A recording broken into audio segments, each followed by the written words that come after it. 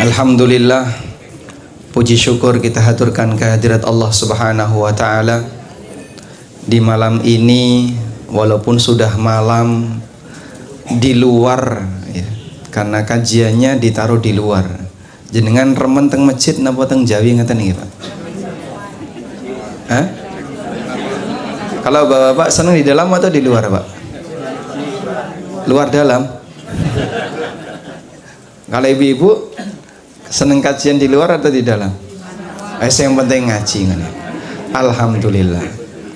Sebab menungso niku nek kagungan forum pengajian, berarti dia punya tempat untuk bisa membimbing dirinya. Wonten setunggalipun pesan yang pernah disampaikan oleh Imam Hasan Al-Basri. Piyambak ini ku ulama zaman tabi'in. Ngendikane Imam Hasan Al-Basri, laulal ulama lakanan nasu kal bahaim. Andaikan bukan karena ulama, maka menungso niku kados dene kewan. Manusia seperti binatang. Dia nggak tahu bagaimana cara untuk bisa menjadi hamba yang benar. Dia nggak ngerti bagaimana cara dalam mencari nafkah yang benar. Halal haram nggak ada aturan, itulah binatang.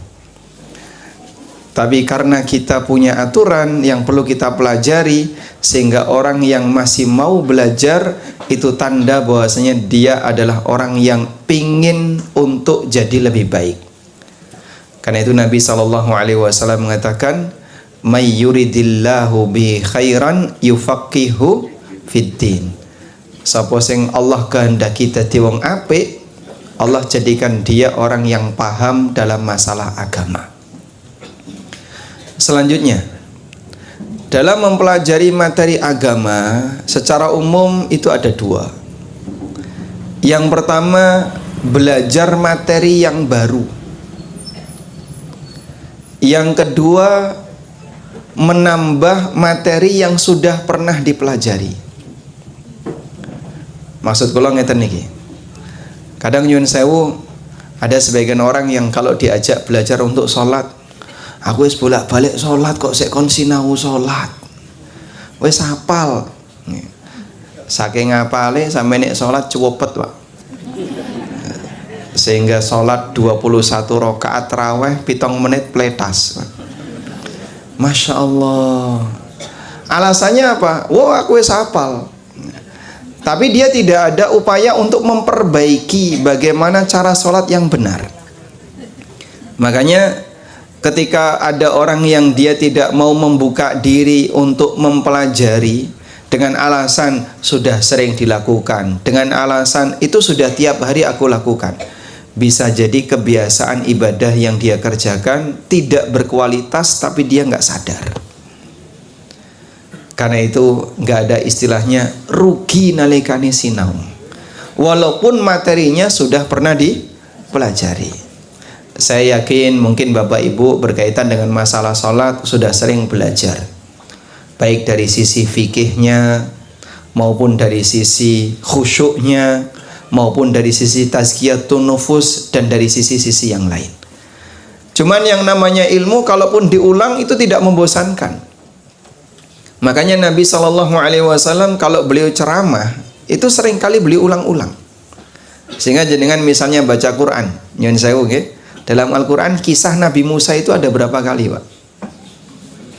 Orang hitung ya, Mas, saking banyaknya. Sehingga Allah Subhanahu wa Ta'ala sering mengulang-ulang kisah Nabi Musa. Allah sering mengulang tentang cerita surga, tentang cerita neraka. Nggak ada ceritanya kok nek diwaca ulang bosen, ini nggak ada. Sebab yang namanya ilmu kalaupun diulang itu tidak membosankan. Beda dengan dagelan. Lawak nawa dagelan sekali mendengar ger gitu ya. Nek diulang pripun?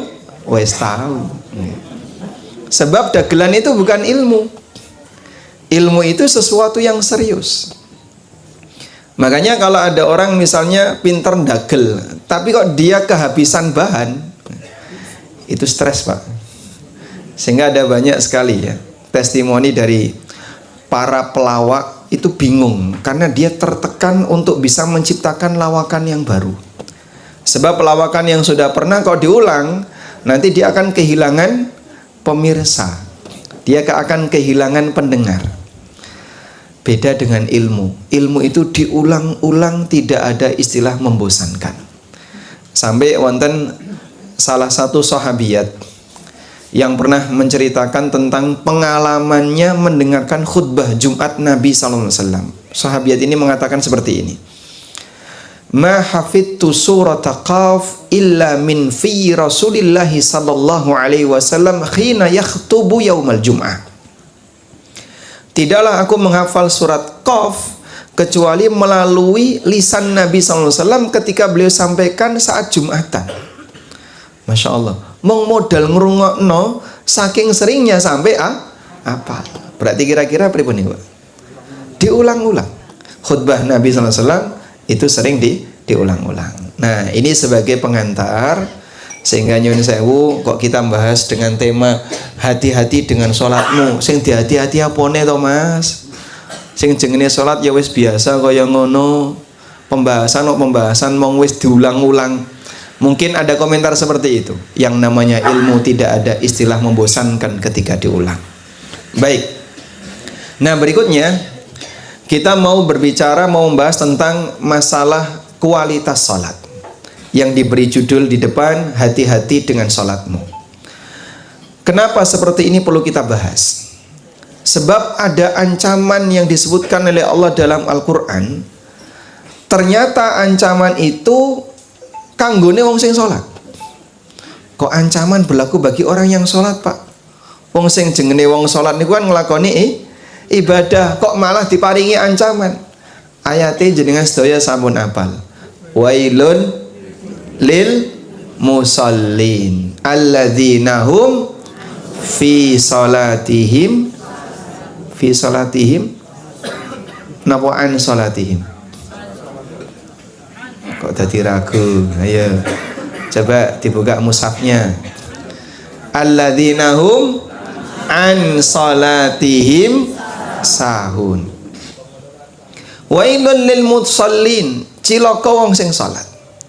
Alladzina hum an salatihim sahun, yaitu orang yang an salatihim sahun, yang lalai dari salatnya. Jadi saha itu dalam bahasa Arab artinya lupa. Saha itu ada dua, Pak.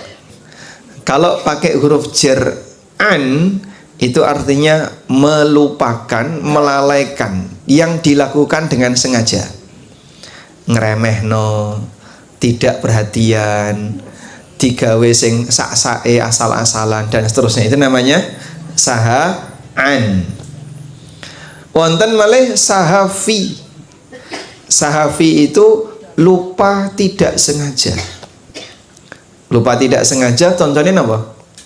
Lali jumlah rakaat, lupa tasyahud awal, lupa apa lagi? Lupa doa sujud, baca doa ruku karena ngantuk nggih. Nalikane ruku maca doa sujud, nalikane sujud maca doa ruku dan seterusnya. Baik.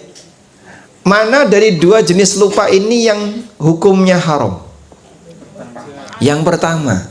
Kalau yang kedua manusiawi. Bahkan sampai pun Rasulullah Sallallahu Alaihi Wasallam sendiri pernah lupa ketika sholat. Sampai para sahabat ngelingno Nabi Sallallahu Alaihi Wasallam sholat duhur atau sholat asar 2 rakaat. Begitu salam, beliau langsung meninggalkan tempat imam, dikejar sama Dzul Yadain. Ya Rasulullah, aku siratis sholat amnasita. Ya Rasulullah, apakah sholatnya dikosor atau Anda sedang lupa? Wa madza, kenapa tadi? Sholaita rakaatain, Anda cuma sholat 2 rakaat. Sehingga Rasulullah SAW sebagai seorang nabi, beliau bisa lupa karena beliau manusia. Selesai Nabi SAW nambahi kekurangan 2 rakaat, kemudian beliau sujud sahwi, lalu beliau mengatakan, innama ana basyarun nasitu kama tansaun fa idza nasitu fadzakkiruni. aku ki ya menungso padha karo awakmu. Aku iso lali kadosene awakmu iso lali. Saya bisa lupa sebagaimana kamu lupa. Makanya awakku lali narikane salat, ingatkan. Sehingga seorang Nabi Sallallahu Alaihi Wasallam yang beliau seorang Nabi tapi manusianya statusnya tidak hilang, bisa mengalami sahafi. Maka untuk sahafi itu tidak berdosa. Karena itu ada seorang ulama namanya Atha bin Dinar. Atha bin Dinar. Menika ulama zaman tabi'in. Piyambake ngendika, alhamdulillahilladzi qala an salatihim sahun walam yakul fi salatihim sahun. Segala puji bagi Allah yang berfirman, fawailun lil musallin alladzina hum an salatihim sahun. Allah tidak berfirman alladzina hum fi salatihim sahun. Andekan nyun sewu nggih, nek salat ra entuk lali ngeten Pak. Kira-kira kita sering melanggar enggak Pak? Sering. Hampir kadang setiap sholat nyuwun sewu Mas, pikiran niku nggih melayu neng di. Fisiknya ada di masjid, orangnya ada di masjid, pikirannya wis tekan pawon. Ana sing wis melayu neng mall, ana sing wis melayu neng pasar dan seterusnya. Sehingga sampai kadang membuat dia itu lupa jumlah rakaat. Wong sholat subuh mung 2 rakaat lho lali. Sholat subuh lho Pak. Baik. Tapi yang namanya sahafi ini tidak dilarang. Sebab yang namanya lupa itu manusiawi.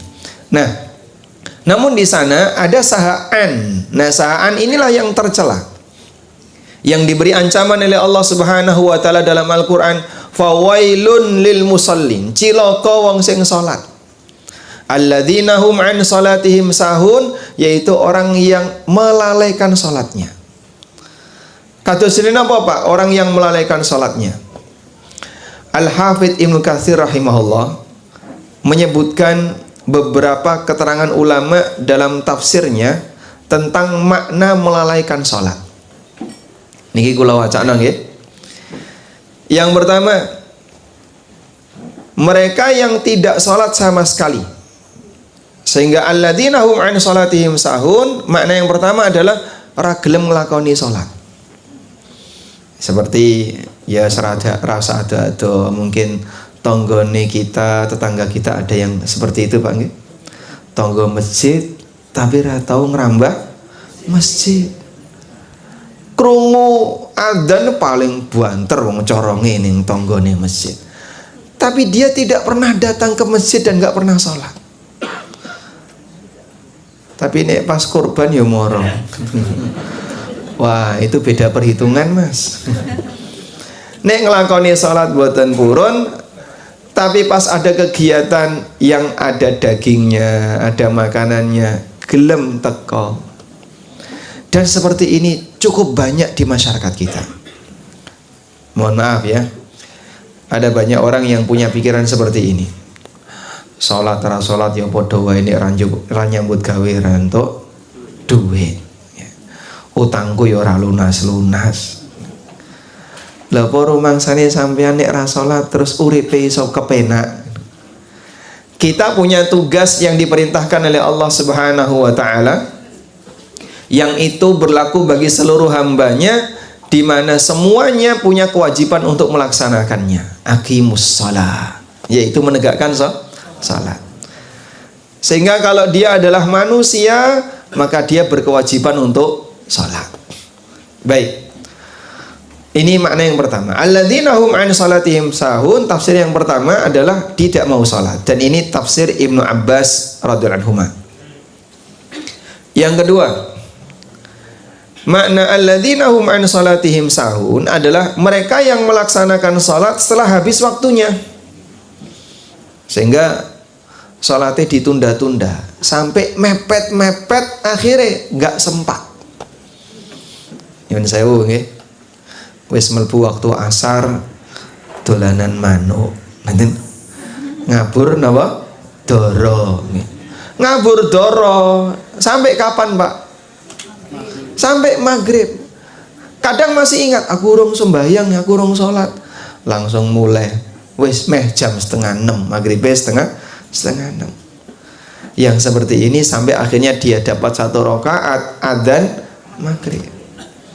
Dan seperti ini mohon maaf, nek wis urusan bal-balan, antarane bal-balan kalau sholat niku menang pundi, Pak?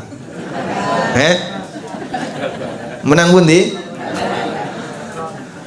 Sholatnya disingkirkan, baik penontonnya maupun pemainnya. Subhanallah. Seperti inikah olahraga?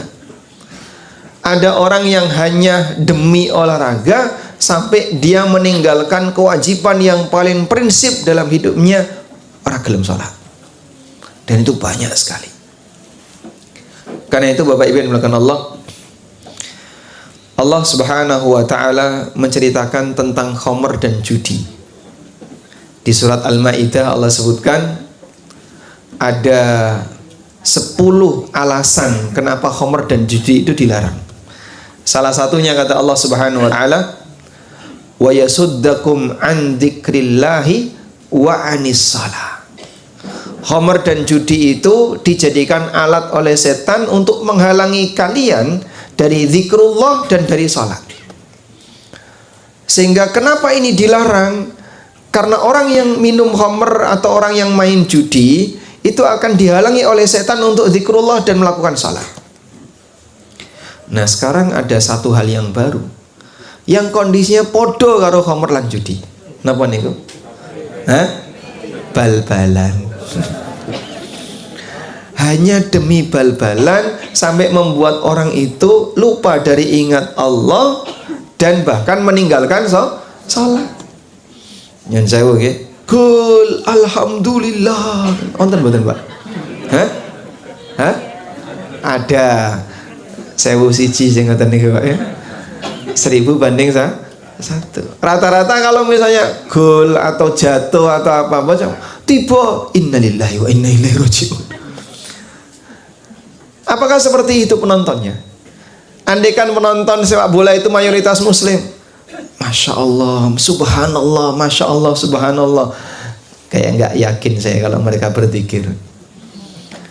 Mau gol, lihat orang jatuh, lihat orang ketendang, dia tidak zikir. Adanya apa? Komentar. Oleh karena itulah betul yang disebutkan dalam Al-Quran tadi bahwasanya khamr dan judi bisa menyebabkan orang terhalangi untuk zikrullah, dan sekarang ada permainan yang bisa menghalangi orang untuk zikrullah. Jadi kondisinya sama. Baik. Dan yang berpendapat seperti ini adalah Masruq dan Abu Duha. Yang ketiga, yang dimaksud dengan orang yang melalaikan sholat adalah mereka yang suka menunda sholat, sehingga sengaja sholatnya dikerjakan di ujung. Mesti seperti itu. Mbok sholat maghrib, mbok sholat isya. Ya alhamdulillah sholat maghrib masih bisa ke masjid. Biasanya nih teng masjid niku Pak paling rame sholat napa Pak? Maghrib nggih. Maghrib. Oke koncone, dadi melu-melu ta teko. Tapi yang lain ditunda-tunda sehingga duhur mepet asar. Asar mepet maghrib. Isya wis anggap itu gek salat. Subuh karipan. Salatnya sudah hampir terbit matahari. Bahkan kadang sudah terbit matahari baru salat. Karena di toiletnya kelamaan. Nah, seperti ini kebiasaan yang seharusnya sudah mulai diselesaikan. Wes, leren-leren kaya ngene. Bahaya.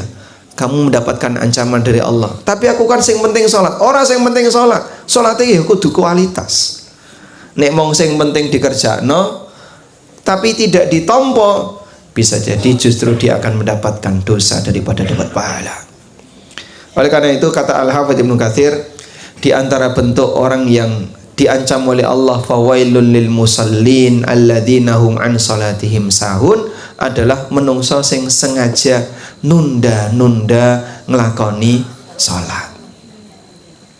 Yang keempat, yang dimaksud dengan orang yang melalaikan salatnya adalah mengerjakan salat namun syarat dan rukunnya tidak dipenuhi. Contohnya apa Pak?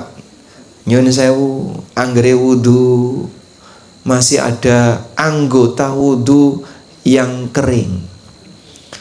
Kula niki sering menjumpai ada orang kalau cuci tangan itu sampai mana? Sikute garing. Sikute garing. Apalagi kalau dia pakai baju lengan panjang, nganggo jaket, gulunge kurang dhuwur. Sehingga saat dia berwudu sikute garing. Ada juga orang yang ketika berwudu nyuwun sewu, kakinya disentor dari depan, sak ciduk, biur, dah. Tapi dari depan. Jadinya gimana, Pak? Tungkae garing. Nek ngoten niku pripun? Salate batal. Rasulullah sallallahu alaihi wasallam pernah bersama rombongan sahabat ketika safar. Lalu ketika itu mereka nyari air nggak nemu, sampai akhirnya ketika sudah mendekati waktu sholat mau habis barulah mereka ketemu air. Akhirnya saat mereka berwudu, bagian kaki itu cuman diusap. Sehingga Nabi SAW melihat dari kejauhan, wah itu tumit-tumitnya pada kering semuanya. Beliau teriakkan dari jauh, wailun lil aqabi minan nar. Ciloko tungkak-tungkak mlebu neraka. Celakalah tumit-tumit yang akan masuk neraka. Wailun lil aqabi minan nar. Celakalah tumit-tumit yang akan masuk neraka. Kenapa? Nek wudu tumite garing. Akhirnya para sahabat mencuci kaki mereka sampai semuanya dibasahi, karena mencuci kaki itu batasnya sampai mana? Ilal ka'bain, sampai sedikit di atas mata kaki. Nah, seperti ini masih banyak diremehkan oleh sebagian orang. Nek kaya ngono carane, mbok salat tahunan ya ora ditampa, Pak. Wuduke tidak serius, le wudu asal-asalan. Kadang saya pernah menjumpai orang itu ya. Dia cuci tangan, cuci muka, cuci kaki, usap kepala. Terus takkan ini, Pak, kualik. Yang penting wis kok, Mas. Kok yang penting wis? Lah wudu nek kualik pripun? Ya batal. Sehingga dia cuci kepala itu sambil bergerak menuju ke musola. Selesai cuci kaki, terus dia usap kepala menuju ke musola. Bapak wudunya kebalik. Tidak apa-apa, yang penting sudah. Lah kok kaya ngono, Masya Allah. Sampai sudah diingatkan saja dia sudah nggak mau berubah. Kalau seperti ini caranya, percuma ngelakoni salat. Sebab ibadah niku wonten aturane. Nek wong kok ibadah boleh sesuka hatinya, berarti dia nggak butuh nabi. Adanya nabi itu dalam rangka menjelaskan apa? Bagaimana cara beribadah yang benar, bagaimana cara berbuat taat yang benar. Kalau boleh asal-asalan, berarti dia nggak butuh nabi. Oleh karena itu yang namanya ibadah, betul ngelakoni ibadah niku sae. Tapi kita juga dituntut untuk menjalankan yang benar. Tidak boleh asal-asalan.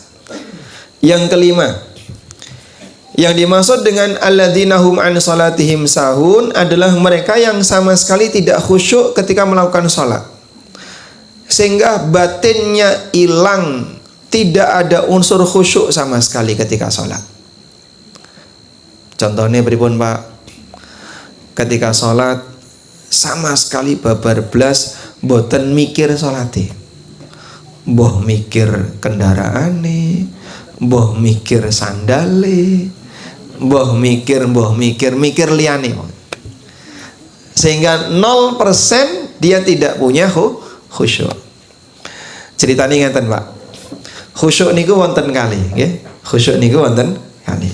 Yang pertama yang disebut oleh para ulama dengan al-khusyu'ul mutlak. Khusyuk mutlak. Khusyuk mutlak niku napa, Pak? Khusyuk mutlak itu artinya khusyuk 100%. Nah, sakit khusyuk mutlak, khusyuk 100% dalam sholat, ini hukumnya tidak wajib. Sebab banyak orang yang tidak sanggup untuk bisa seperti itu. Bahkan Nabi SAW memberikan toleransi bagi orang yang ketika sholat tapi tidak khusyuk tidak bisa khusyuk mencapai 100%. Kata beliau, wa innal abda la yansarifu min salatihi wa ma kutiba lahu illa nisfuha au thuluthuha au rubu'uha au khumusuha au sudusuha au subu'uha dan seterusnya ila usyriha. Ada orang yang dia melakukan salat dan selesai salat dia hanya mendapatkan ganjaran setengahnya, sepertiganya, seperempat, seperlima, seperenam, sampai beliau sebutkan 1/10. Mungkin ada di antara kita yang ketika sholat dapat ganjaran 1/100. Wonten sing nglakoni sholat ganjarannya mau 1/1000. Tergantung dari apa? Kualitas sholatnya. Baik kualitas fisiknya maupun kualitas khusyuknya. Yang kedua, ada yang disebut dengan mutlakul khusyuk. Kalau tadi apa yang pertama? Khusyuk mutlak. Yang kedua apa? Mutlakul khusyuk. Mutlakul khusyuk niku napa, Pak? Ada unsur khusyuk dalam salat. Nah, untuk mutlakul khusyuk niku hukumnya wajib. Apabila salat itu 100% enggak khusyuk, maka salatnya batal. Sehingga dari mulai takbiratul ihram sampai salam blas tidak mikir salatnya, maka orang seperti ini salatnya tidak diperhitungkan, alias napa? Batal. Karena itu ada pembahasan yang disampaikan oleh As-Sun'ani dalam Subulus Salam Syarah Bulughul Maram nggih. Piyambake menjelaskan tentang hukum menahan kentut ketika salat. Orang itu kalau salat nahan kentut angsal napa mboten? Nggih? Angsal napa mboten? Mboten. Anggere kudu ngentut dilosne. Engko bolak-balik wudu. Tergantung napa ne, Pak? Nggih? Tergantung tekanannya, menahannya. Nggih. Niki Amir As-Sun'ani rahimahullah ngasih penjelasan. Jadi kata beliau, orang yang menahan kentut ketika sholat itu ada dua. Jika tekanannya besar, tenaga dalamnya Masya Allah, sehingga menyebabkan dia itu memikirkan kentutnya, mulai takbiratul ihram sampai salam saya dipikir mau kentut, maka batal salatnya. Ini berdasarkan sabda Nabi sallallahu alaihi wasallam, la salata bihadratit ta'am wala huwa yudafi'uhul akhbathan. Tidak ada salat ketika makanan sudah dihidangkan, dan tidak ada salat sambil menahan ingin buang hajat. Ngampet terus. Mulai takbiratul ihram itu sebenarnya sudah datang tuh tenaga dalamnya itu. Tapi diampet terus sampai salam langsung pluncing. Kalau seperti ini nggih nyuwun sewu, salatnya tidak sah. Kenapa? Karena dia tidak khusyuk 100%. Yang kedua, ada kentut yang dorongannya tidak kuat. Jadi misalnya ditahan sebentar hilang, metu meneh, tahan lagi hilang lagi, sehingga kadang jedul kadang hilang, kadang jedul kadang hilang. Jadi kan ngoten niku, Pak. Masya Allah. Saya tidak cerita pengalaman pribadi ya, itu pengalaman kita bersama. Boleh nggak seperti ini? Boleh. Bahkan ada sebagian orang yang kita sarankan, jenengan nek pengen ngentut tahan. Karena kalau tidak, aku nek pengen ngentut tak los sih. Terus ya wudu, balik sholat meneh, pengen ngentut lagi, dilos lagi, bolak-balik wudu. Sekali sholat bisa wudu 5 kali. Saya pernah ketemu orang yang sholat taraweh itu setiap 2 rakaat wudu dia. Dapat 2 rakaat ke tempat wudu, balik lagi. Dapat 2 rakaat ke tempat wudu. Selesai 2 rakaat ngentut. Wah, nek kaya ngene carane, kamu tidak akan bisa tenang ketika ibadah. Jadi korban godaan setan. Nah, seperti ini tidak perlu diurahkan. Sehingga Kalau ada orang yang nahan kentut tapi nahannya bisa hilang sebentar sehingga tidak mengganggu konsentrasi, maka lebih baik ditahan. Baik. Lalu dari 5 tafsir yang tadi disebutkan oleh Al-Hafidz Ibnu Katsir, mulai dari tidak mau sholat, atau yang dia melakukan sholat tapi waktunya sudah habis, atau yang dia suka menunda-nunda sholat sampai di ujung waktu, atau yang meninggalkan sebagian rukun dan wajibnya, atau yang kelima tidak khusyuk sama sekali ketika sholat. Sing bener sing pundi, Pak? Kata Al-Hafidz Ibnu Katsir, wal lafdzu yashmulu hadza kullahu. Dan teks yang disebutkan dalam ayat Al-Qur'an mencakup semua tafsir itu. Maka 5 ini adalah salah satu di antara perbuatan. 5 ini adalah perbuatan-perbuatan yang jika terjadi dalam sholat kita, berarti kita termasuk orang yang diancam oleh Allah. Fawailun lil musallin, cilaka wong sing sholat. Alladzina hum an sholatihim sahun, yaitu orang yang lalai dari sholatnya. Bosing rupane ora khusyuk, atau bagian yang wajib dia tinggalkan, bagian yang rukun dia tinggalkan, dan seterusnya. Baik.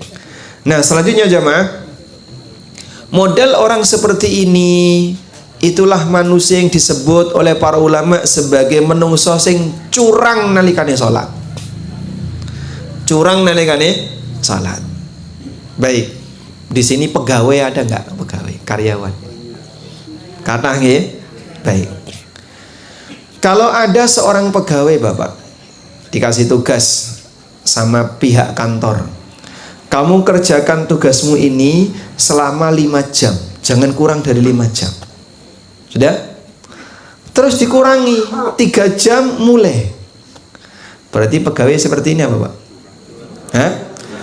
Gajinya genep, gajinya penuh, tapi jam kerja dia kurangi. Berarti orang seperti ini curang, korupsi waktu. Kon melbu sepekan 5 hari, mulai Senin sampai Jumat. Tapi kadang sering bolos tanpa alasan. Ketika dia mendapatkan gaji dari kantor, dia dapat penuh, tidak ada yang dikurangi.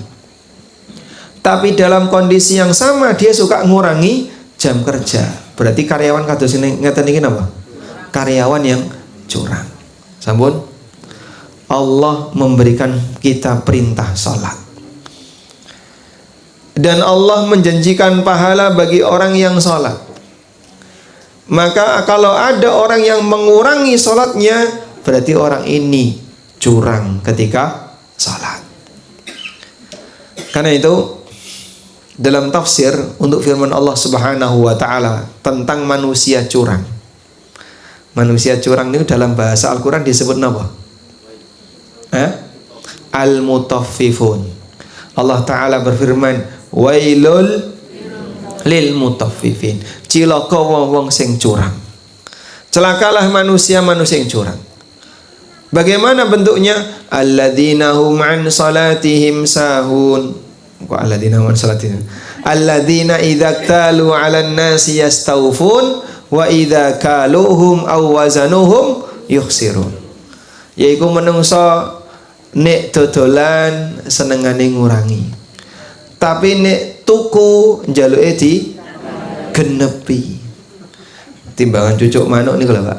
Wis jelek mbok diangeti. Padahal wis jelek. Itu kalau beli. Tapi kalau jual sukanya apa? Mengurangi. Nggih. Nyuwun sewu. Jenengan nek tumbas gorengan mendet piyambak niku milih sing gedhe napa sing cilik? Nggih?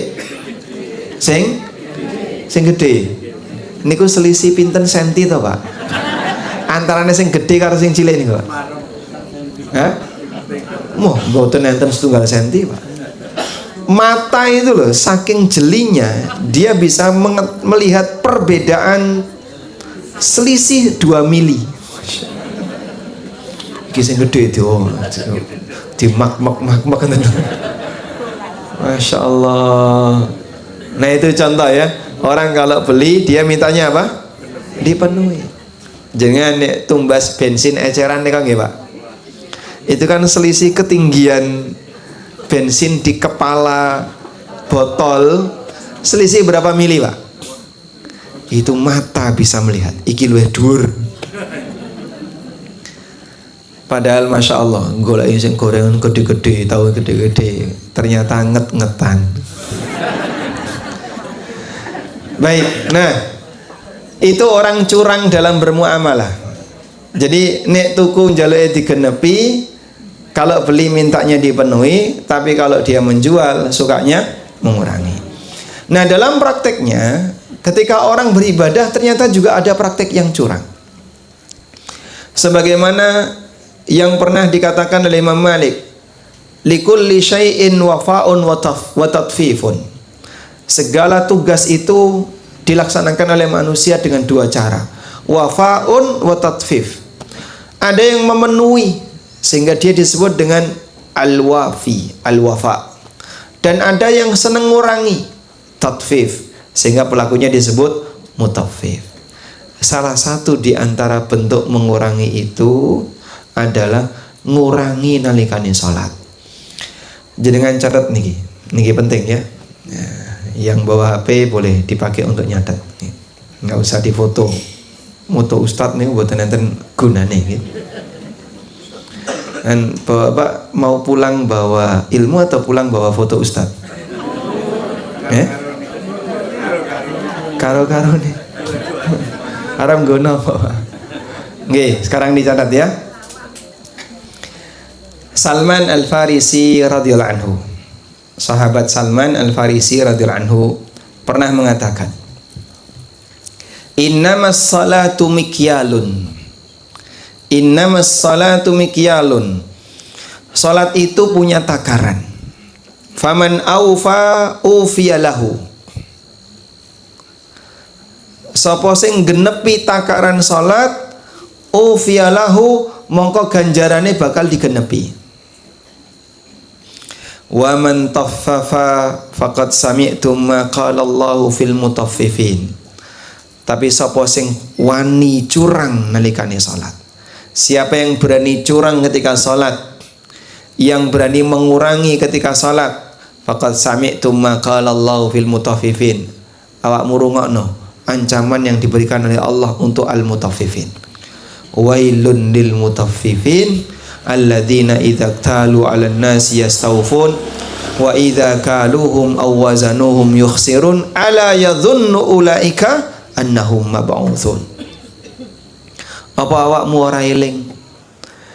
Apa kamu tidak ingat kalau kamu akan dibangkitkan oleh Allah Subhanahu wa taala? Hati-hati. Salatmu sing kaya ngono bakal dihisab. Bahkan yang pertama kali dihisab napa, Pak? Amal hamba adalah salat. Nek salatmu sing penting salat sak-sake asal-asalan sehingga tidak memenuhi kadar yang sebenarnya, ya titenono, semuanya akan ada konsekuensinya. Perhatikan, ini semuanya akan ada konsekuensinya. Allah memberikan ancaman fawailun lil musallin. Allah juga memberikan ancaman wailun lil mutaffifin. Sehingga sampai kata sahabat Salman, salat itu ada takarannya. Ya, makanya Bapak Ibu, kalau orang mengerjakan sholat melebihi dari takaran ini, pahalanya diberi lebih. Tapi kalau kurang dari takaran ini, berarti dia mengurangi bagian yang wajib untuk dipenuhi. Nggih, kata sedene ngaten Pak. Nek dalam istilah pelajaran niku kan wonten KKM nggih. Napa KKM niku? Pripun? Kriteria kelulusan minimal. Nilai minimal berapa sehingga orang yang mengerjakan itu dikatakan lulus. Kira-kira salat niku wonten KKM-e mboten? Wonten Pak? Ada? Standarnya ada. Sehingga kalau kurang dari itu tidak lulus. Kalau bisa lebih dari KKM, bahkan di atas rata-rata, dapat nilai 100. Kalau dia sampai di KKM, lulus tapi nilai yang paling rendah. Maka ada sholat minimalis, sholat derajat paling rendah, di bawah ini dosa. Di bawah ini orangnya berdosa. Sebabnya apa? Dia mengurangi nilai minimal. Itulah yang dimaksud oleh sahabat Salman. Innamas salatu mikyalun. Salat itu ada takarannya. Ora iso kok asal salat, sing penting waton salat, yang penting asal salat, tidak bisa. Ada takarannya. Karena itulah dulu para ulama memahami. Kok ono wong sing salat tapi ternyata dia sengaja tidak melakukan dengan maksimal, maka lebih dekat dapat dosa daripada dapat pahala. Ya. Karena orang seperti ini dia sengaja melakukan pelanggaran. Ya. Dia sengaja melakukan pelanggaran. Baik. Nah, terus bentuknya apa, Pak? Orang yang mengurangi sholat itu, Pak. Nah, sekarang kita akan ceritakan ya beberapa contoh orang yang mengurangi sholat. Yang pertama adalah mengurangi kadar rukun. Mengurangi kadar rukun itu tegese tidak tumak nina. Sehingga ketika dia melakukan sholat, dia kurangi sholatnya. Ruku durung sempurna, wis tangi. Nggih. Ada orang yang rukuknya itu lebih dekat ke posisi berdiri daripada posisi nunduk. Nggih. Jadi dia ketika rukuk gini, Allahu Akbar ngeten iki, Pak. Lebih dekat ke posisi berdiri. Padahal piyambake masih bisa turun lebih bawah. Nah, kalau sampai orang itu rukuk, antara posisi dia berdiri dengan posisi dia rukuk lebih dekat ke posisi berdiri, berarti dia mengurangi salat. Dia mengurangi salat. Sebaliknya, ada orang ketika iktidal durung jejeg ngadeg medun. Sami Allahu liman hamidah, Allahu Akbar. Pak, wong iktidal kok ngono to, Pak? Sampeyan itu durung ngadeg. Ah, engko kan medun meneh to, Mas. Mindun gawe ini timbangane munggah medun. Jadi saya efisiensi, Masya Allah. Sehingga dia ketika Sami Allahu liman hamidah itu mau jengat saite medun. Nah, seperti ini pripun? Mengurangi salat. Rasulullah Sallallahu Alaihi Wasallam pernah memberikan peringatan untuk orang seperti ini. Kata beliau, aswa'un nasi sariqatan alladhi yasriku min salatihi. Maling sing paling elek iku maling salat. Kalau dalam bayangan orang kan sering bilang maling sing paling jelek itu maling negara, Mas. Ono sing luwih elek meneh. Maling sing paling elek, pencuri yang paling jelek adalah orang yang mencuri ketika salat. Monggo para sahabat takon, qalu ya Rasulullah, wa kaifa yasriku min salatihi? Ya Rasulullah, pripun to kok wonten tiyang maling nalikane salat? Wong salat ku ya ora iso njikuk barange wong liya. Kok maling salat? Lalu kata Nabi SAW, la yutimmu ruku'aha wa la sujudaha, au qala la yuqimu sulbahu fir ruku'i was sujud. Yang dimaksud orang yang maling ketika sholat adalah dia tidak menyempurnakan rukuk dan sujudnya. Nalikane nglakoni rukun tidak sempurna. Sujud itu dahi belum mendarat wis tangi. Lho Pak, jarine diwaca ping 3, Subhana rabbiyal a'la ping 3. Kula niki nggih sampun. Ha nggih. Jenengan nalikane turun sujud, Allahu Akbar, Subhana rabbiyal a'la, Subhana rabbiyal a'la, terus tangi. Maca Subhana rabbiyal a'la niku dibaca saat bergerak turun. Sehingga belum waktunya mendarat, bahkan kadang enggak nyentuh, durung nutul wis tangi. Ya bener ngakune maca ping 3, tapi dia baca dalam proses bergerak, perjalanan menuju sujud. Kalau seperti ini caranya, percuma sholat.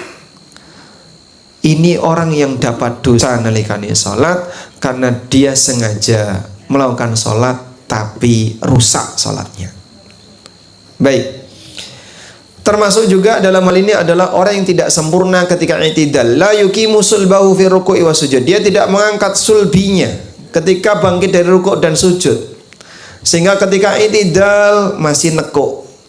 Ketika duduk di antara dua sujud, dari sujud Allahu Akbar, durung lungguh Allahu Akbar. Padahal kan duduk di antara dua sujud, jenengan itu belum duduk. Orang seperti ini sholatnya batal.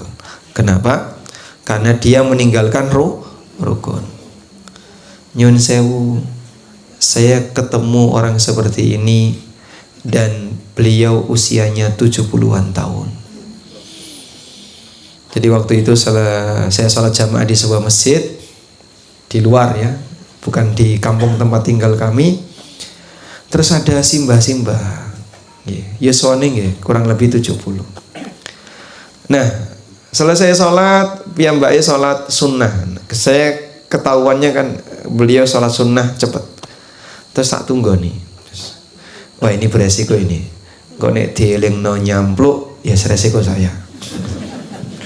Nggih, nyuwun sewu berkenalan, setelah itu saya sampingan. Ya, nyuwun sewu simbah. Jenengan nek salate kados ngaten niki nggih keliru. Ya, karena saya perhatikan tadi dari rukuk ke i'tidal itu belum bangkit. Sami Allahu liman hamidah gini. Terus langsung turun. Terus cuma nutul. Nah, kalau seperti ini caranya, sholatnya batal. Usianya sudah 70 tahun, tapi seperti itu sholatnya percuma. Coba saya bacakan peristiwa berikut ini. Yang namanya dakwah itu memang beresiko, Pak. Tapi seperti inilah ngelingno wong niku nggih, ngoten niku nggih, kadang dimusuhi oleh orang yang diingatkan. Jangankan orang lain, kadang wong tua ning anak saja kadang pekewu. Engko aku nek sing ngomong nesu ngilang teko omah. Itu padahal orang tua kepada anak lho, Pak. Sampai kadang ada sebagian orang tua yang mau negur anaknya, pripun? Isin rawani. Pekewu, maju mundur. Itulah resiko amar ma'ruf nahi mungkar. Amalnya para nabi nggih ngoten niku. Amar ma'ruf nahi mungkar. Baik. Sahabat Hudzaifah Ibnul Yaman radhiyallahu anhu. Sahabat Hudzaifah Ibnul Yaman itu punya gelar sahibu sirrin Nabi sallallahu alaihi wasallam, pemilik rahasia Rasulullah sallallahu alaihi wasallam.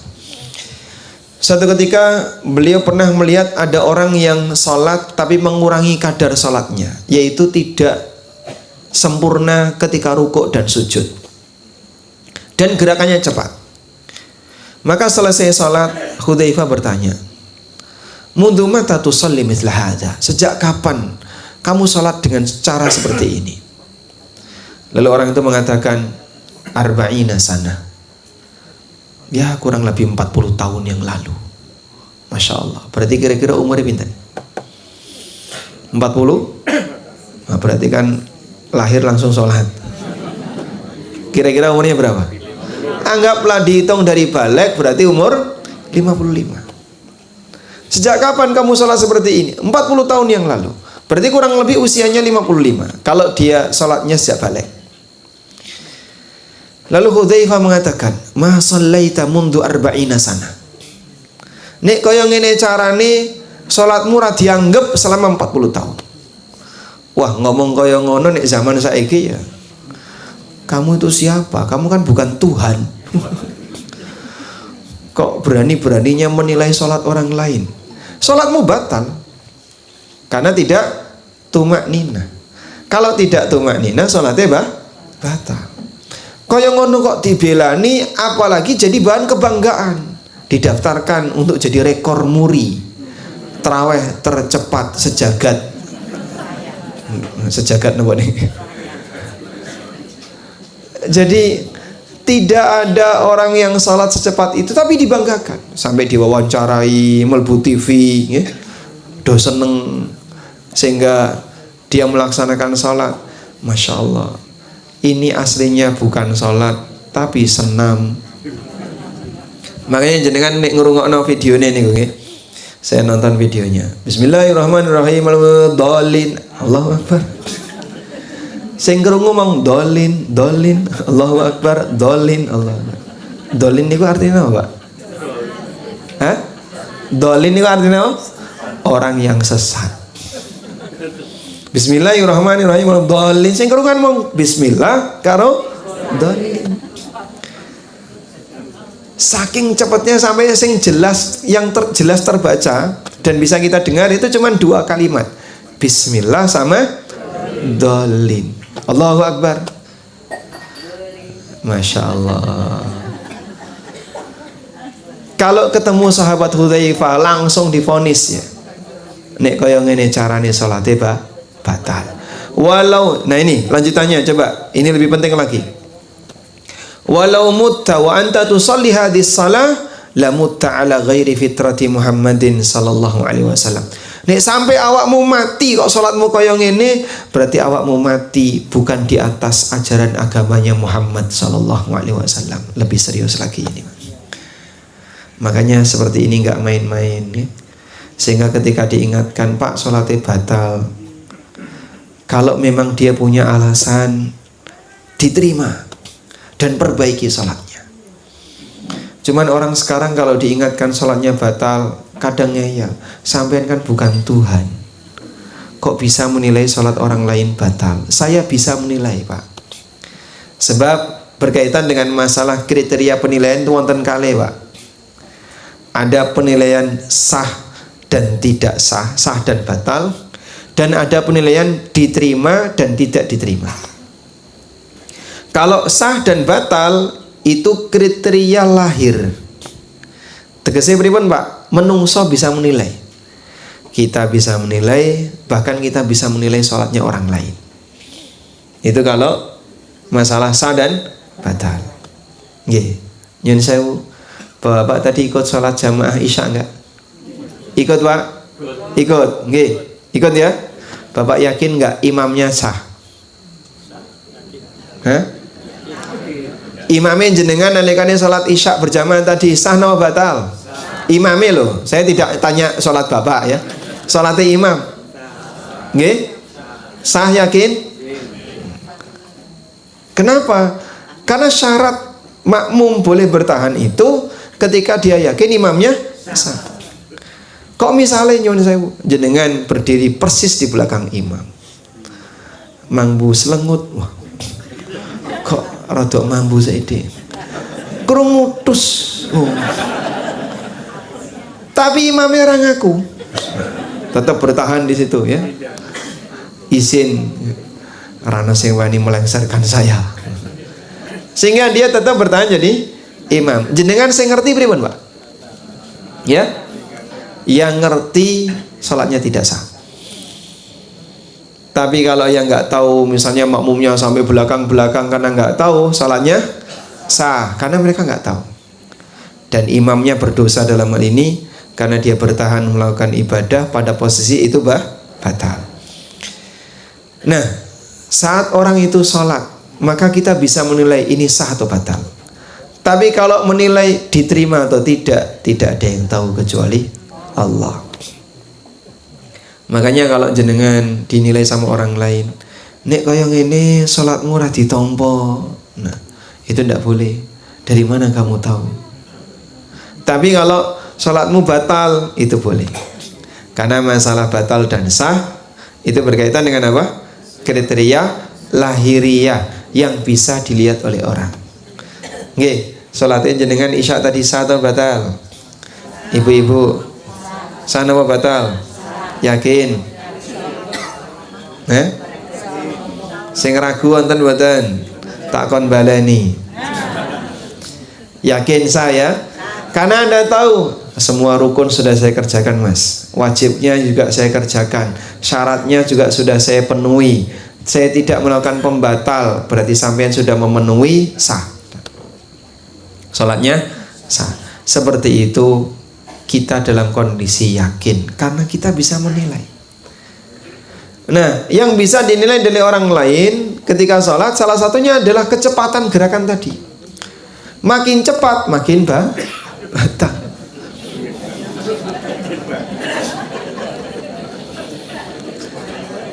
Sholat lo kok cepet-cepetan itu susu apa? Sehingga kalau dia sholatnya sangat cepat sampai tidak tumaknina, maka sholatnya batal. Ada sebuah hadis dari Abu Hurairah radhiyallahu anhu. Satu ketika Nabi SAW bersama para sahabat di dalam masjid. Tiba-tiba ada orang masuk masjid ngelakoni sholat 2 rakaat. Selesai sholat, mendatangi Nabi SAW lalu menyampaikan salam, kemudian dijawab salamnya. Kemudian Nabi SAW mengatakan, "Sholli fa innaka lam tusalli." Baleni sholatmu, ulangi sholatmu, karena tadi sholatmu batal. Diulangi lagi. Selesai sholat, fa shalla kama shalla. Dia sholat, mengulangi sholat tadi sama persis sebagaimana sholat sebelumnya. Cepat. Akhirnya menghampiri Nabi SAW, lalu beliau ngasih nasihat yang sama. Sholli fa innaka lam tusalli. Ulangi sholatmu, sholatmu batal. Sampai berapa kali? 3 kali. Setelah 3 kali, sahabat ini menyampaikan kepada Nabi SAW, "Ya Rasulullah, la uhsinu ghaira hadha, fa'allimni." Ya Rasulullah, kula boten saged sholat sing luwih apik timbangane niki. Tolong ajari aku. Masya Allah.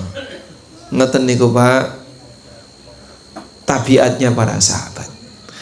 Kita nggak kebayang ini ono wong zaman sak menika Pak. Dinasihati, "Pak, nyuwun sewu salate Bapak batal, sampean baleni." "Apa? Baleni? Aku kon baleni salat." Dikandani malah nesu, dikasih tahu baik-baik malah emosi. Sehingga sahabat sampai diminta 3 kali itu nggak emosi dia. Sampai posisi yang ketiga baru kemudian nyerah. Sing salah niku nopo? Kula niku mboten saged salat sing luwih apik timbangane niki. Fa'alimni, tolong ajari aku. Akhirnya Nabi SAW ngajari salat. Nah, praktek ini disebut dengan hadis musi fi salatihi. Orang yang salah ketika salat. Kemudian Nabi SAW mengajarkan salat minimalis. Dan ternyata penyebabnya adalah orang ini tidak tumaknina. Nalikane rukuk dan sujud cepet. Nggih? Makanya orang kalau rukuk dan sujud cepet, salate batal. Berarti pripun Pak sing nika tarawih kok cepet niku? Nggih batal. Nek melu kaya ngono ya melu batal. Apalagi kalau salat wajib. Kalau salat wajib batal, inna lillahi wa inna ilaihi rajiun. Cilaka. Karena orang ini meninggalkan kewajiban. Selanjutnya, termasuk di antara orang yang melakukan tatwif ketika salat, orang yang dia curang ketika salat adalah kanggone piantun kakung, khusus untuk bapak-bapak. Tidak ke masjid itu termasuk curang. Sampai seperti itu standarnya para sahabat. Saya ceritakan di sini. Imam Malik dalam kitabnya Al-Muwatta meriwayatkan bahwa ketika Umar bin Khattab radhiyallahu anhu pulang sehabis salat asar, beliau ketemu dengan orang yang tidak ikut salat asar berjamaah. Jadi saat pulang memergoki orang yang tidak berjamaah. Loh kok mau ora ketok ning masjid? Apa yang menghalangimu sehingga kamu tidak hadir ketika salat jamaah tadi? Lalu orang itu menyebutkan uzurnya. Tadi saya ini. Kata Umar, tofafta, awakmu curang.